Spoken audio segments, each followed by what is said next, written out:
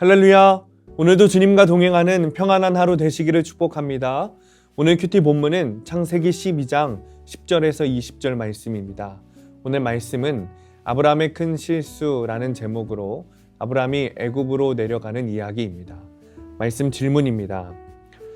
하나님께서는 왜 바로와 그 집에 재앙을 내리셨을까요?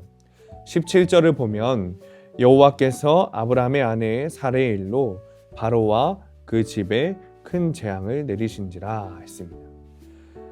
바로에게 하나님께서 재앙을 내리십니다. 그런데 사실 이 일은 바로에게는 조금 억울한 일입니다. 바로의 잘못이 아니라 아브라함이 거짓말로 바로를 속였기 때문에 일어난 일이기 때문입니다. 사연은 이렇습니다. 아브라함이 가나안을 떠나 애굽에 이르렀죠. 그런데 아브라함의 아내 사레가 너무 아름다운 여인이었던 터라 아브라함이 걱정을 하기 시작합니다. 아내 때문에 자신에게 피해가 올까 걱정한 것입니다.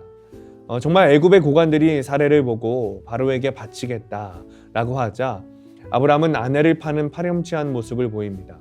큰 민족을 이루게 하리라 라는 하나님의 약속을 잊은 채 예수님의 조상이 될 사레의 몸을 함부로 여긴 것이죠. 일어나지도 않은 일을 염려하면서 자기 염려를 합리화하다가 거짓말을 하고 아내를 팔아먹는 큰 실수를 저지른 것입니다. 아브라함이 하나님의 말씀에 불순종한 것입니다. 그런데 벌은 바로가 맞습니다.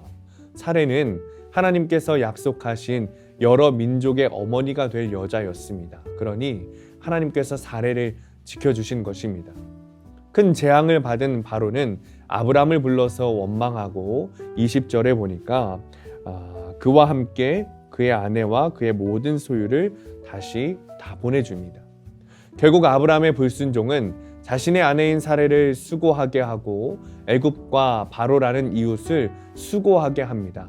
여러분 혹시 이런 일이 있지 않습니까? 말씀에 순종하지 않는 나의 모습에 수고하는 가족들과 이웃들이 있습니다.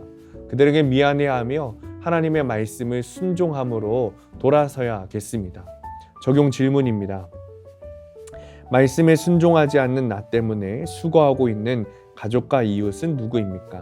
하나님을 믿고 잠잠히 순종해야 할 일은 무엇입니까? 오늘의 원포인트입니다.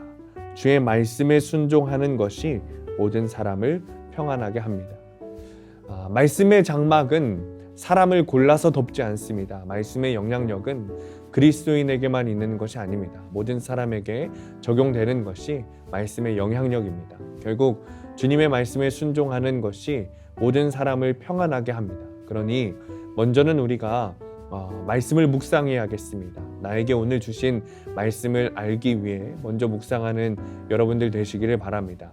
아직 큐티하지 않으신 분들 오늘 넘기지 마시고 꼭 큐티하시기를 바랍니다. 기도하겠습니다. 주님, 주의 말씀에 순종하게 되기를 원합니다. 주의 말씀의 영향력이 나에게만 있는 것이 아니라 온 인류와 전 세계에 있다는 사실을 깨닫게 하셔서 주의 말씀을 순종하여 내 주위에 있는 모든 이들이 평안한 삶이 될 수 있도록 오늘 하루도 지켜주옵소서. 예수님의 이름으로 기도합니다. 아멘.